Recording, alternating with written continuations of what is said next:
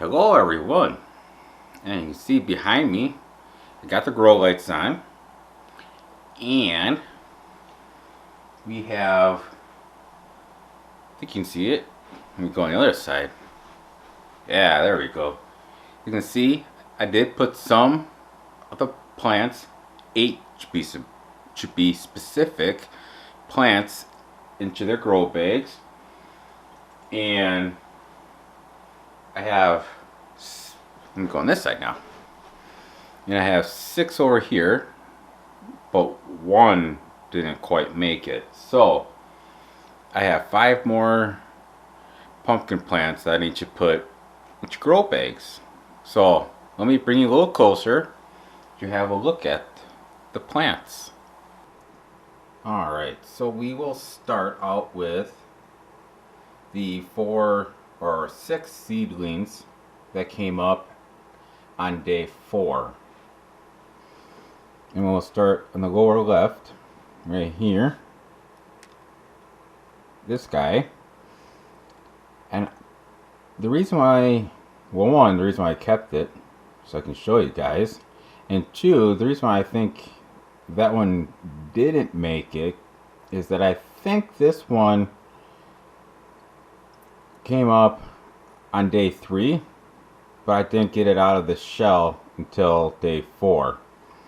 So he spent way too much time in his shell, and well, as you can see, the end result.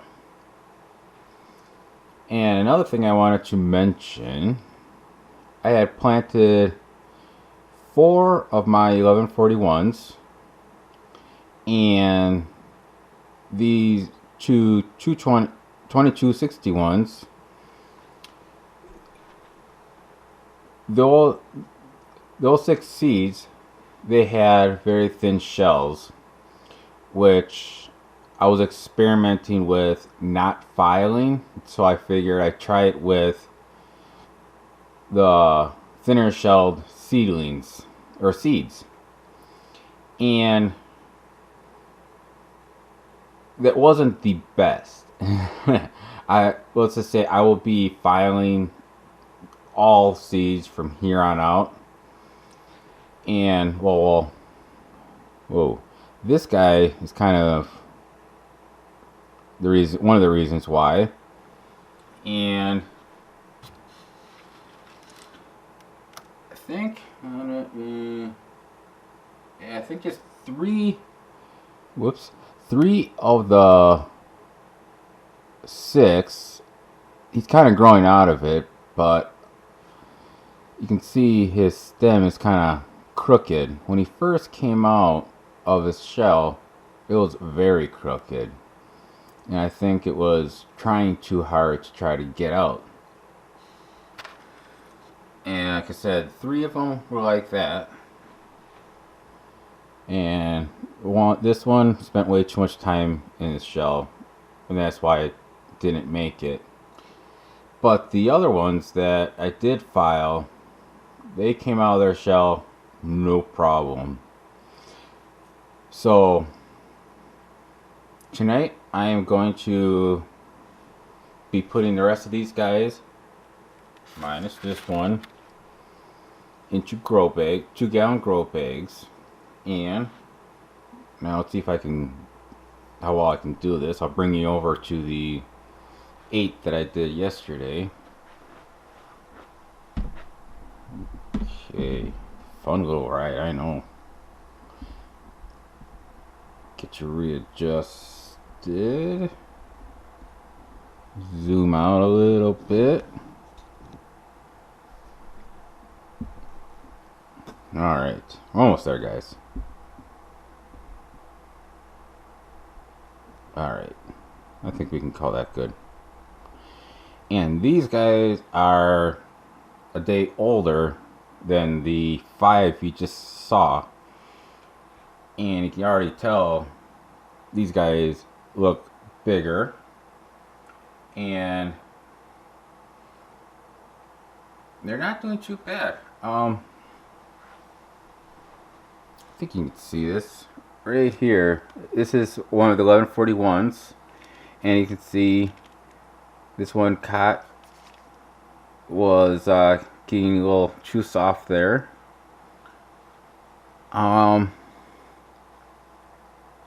This is the other 1141, which is actually one of the better ones, the best looking ones that I had to help get out of the shell.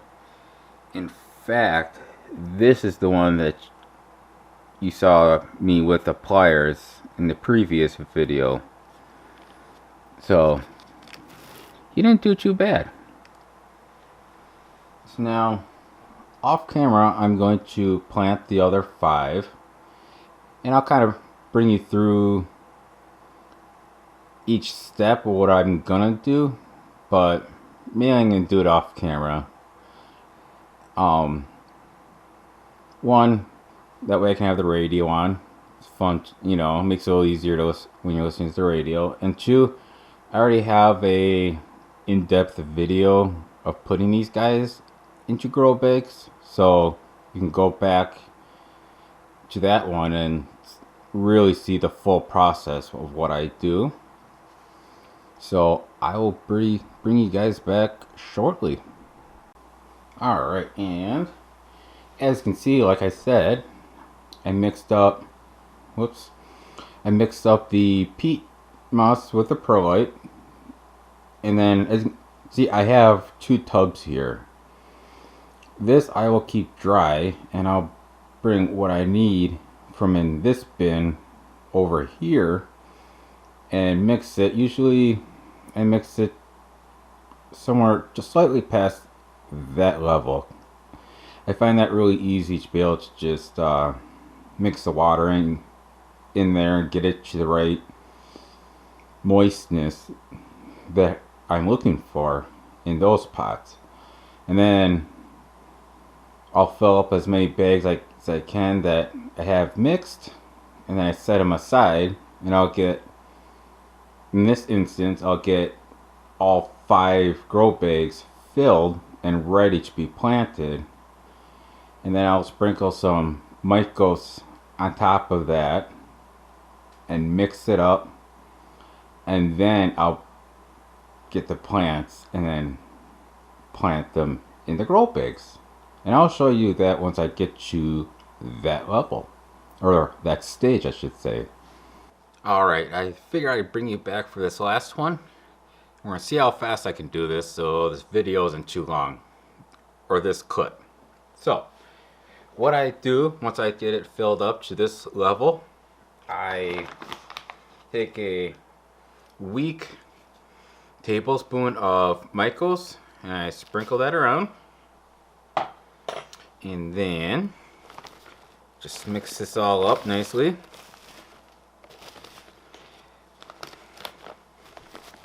Alright, and then I bring back the potty mix back, you know, kind of part ways, and then I make sure the bottom's nice and fluffy, so when I put the plant in, the root part in, it will fill up all the voids so there's no air pockets. So now I'll grab the last one, the 1141, and I'll take the stick out, and then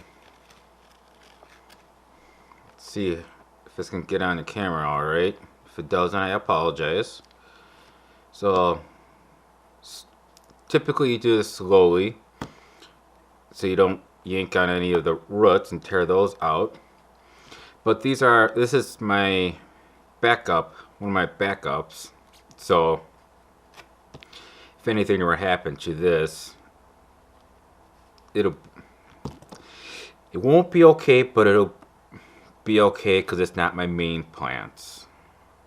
So now we're found the roots. It seems like they like to favor a corner for whatever reason.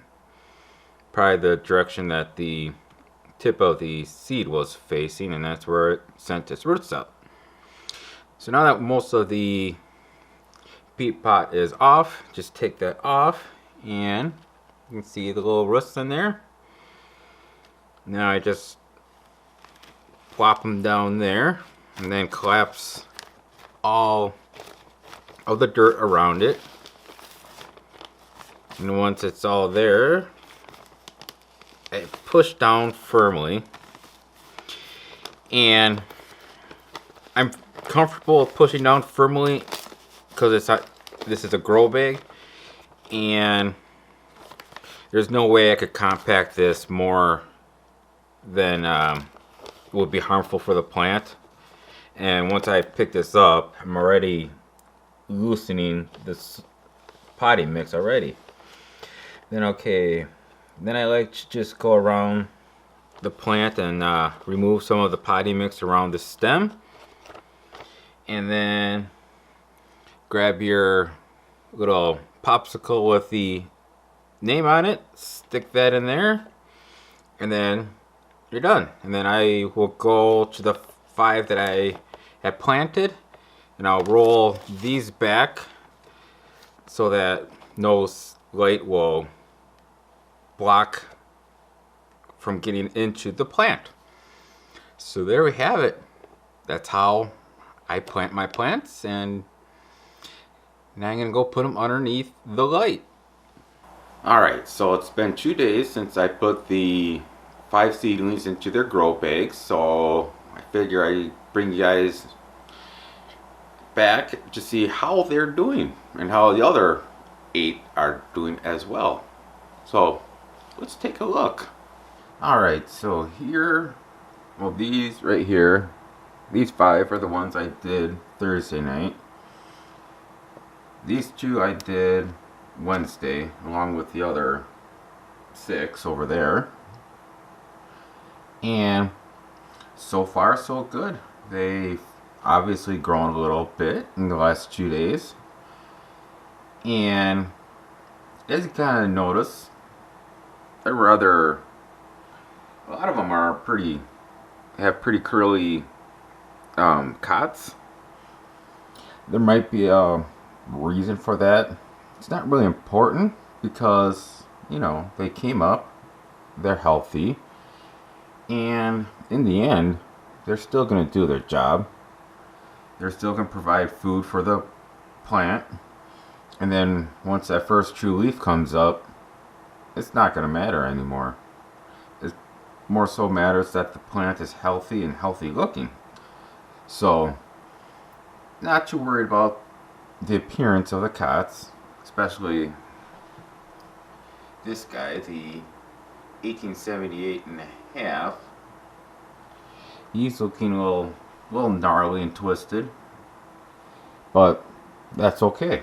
He'll survive and do quite well. And even right here, got this very underdeveloped cot here. Probably won't get it much bigger than that. So the only thing that means is that this cot is the only one that'll be providing this plant its food. But, you know, it is what it is. It'll still be a great plant, even for a backup. This is one of my backups. All my 1141s are the backups. So yeah, let me take you over to the other 6 and see how they're doing. So these are my other 6, the ones that I did on Wednesday. Now, I wanted to mention one thing. I have, you know, as you saw when I was putting these guys into the grow bags, that I had close to 3 inches of bag that I still could have put more potting mix in.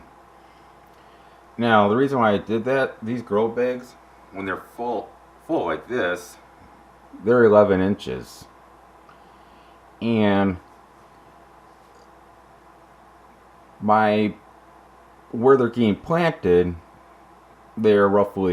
it's roughly 10 inches of topsoil before I hit clay. So these aren't going any deeper than 10 inches. Plus you have the heating mat, which I like to leave an inch or two of soil over those. So you're looking at 8 inches. So instead of this is the first year I've done it like this. And so in years past, I would have to constantly try to bring in more soil to mound up so that these guys are fully planted. So I figured what I would try this year is to only fill them up roughly 8 inches. So hopefully they'll just plop in there nicely and not have to bring in mounds of dirt to fully plant them. And now I also wanted to talk about these two. These are the 1750s and the 1965 Jutras. Essentially, these four are the same exact seed, genetic wise. The only difference is one, the mother and father seeds were crossed on each one. And this is going to be in one section. One of these, the better of the two, I'm going to be planting outside.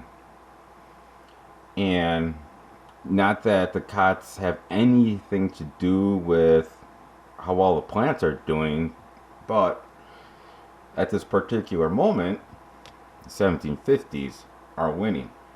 But that's not how I'm going to judge it, more so on how the true leaves look and the overall health of one over the other. And that's the one I'll choose. And then one other thing I feel is very important. And as you see right here, I have a temperature probe right here. And all I did was get a skewer, put a zip tie, and tape that onto the skewer with the handyman's secret weapon, duct tape. And then I put the probe basically at canopy level. And the reason why I do that, so I can obviously monitor what the temperature is. Because now that they're germinated and they're growing, I want to try to, as close as possible, mimic the temperature in which they'll be going into outside. And I'm going to try to keep it no warmer, hover around 70, 72 degrees. Because for the first week, or even probably the first 2 weeks, they won't see that anything above that. So I want it, when the transition between indoor growing to outdoor growing, temperature wise, I don't want them to know that they moved outside. So I don't want them to get used to this nice temperature controlled room to the uncontrolled temperature outside. It'll be less of a shock to their system. So that is the reason for the probe. Now, as far as watering these guys, now that they're in the grow bags, one thing to note about these grow bags, and if you're using containers, is if you put the proper amount of water in there when you mix this all up, chances are you're not going to have to water for at least a good week, if not 2 weeks. Which in my case, in 2 weeks, they will be going outside. And one of the biggest mistakes, one I made many times, is overwatering these guys when they're in the grow bags. But in a week, I will be checking them, and I'll show you how I check them. you basically grab a skewer and you will poke it through the side of the bag and you bring it out and you'll check the moisture level of the skewer. And if it comes out wet, you're good. You don't need to water. If it comes out dry, then yes, you strongly think about gradually watering. Maybe add a cup or two in the morning. Come back after work or in the evening and grab your skewer, stick it in there and bring it out and check about a third of the way down and 2/3 of the way down with two different skewers to see what the moisture level is in there. If it still seems a little dry, add another cup or two. No more, because it's very difficult to get the water out of there, and you can do a lot more harm if you overwater your plants while they're in the grow bags, even when they're grown outside as well. But right now, inside the grow bags, it's very easy to overwater, and these bags and containers hold on to the water for a long time. And speaking of water, you want to control the humidity. You don't want it to get too humid and have the air be too stagnant. So what I do is I have a fan on and I have it oscillating back and forth onto these plants, and that'll help keep things moving so things don't get too stale, and so the warm air doesn't stick around, because you'll most likely burn your leaves towards the back, because that's, at least in my experience, if I don't have a fan on and if it gets too warm in here, then my back leaves usually get a little crispy. So having a fan on will help move the air around and stir up the warm air so it's more equal. And two, you're help creating a little a stronger plant.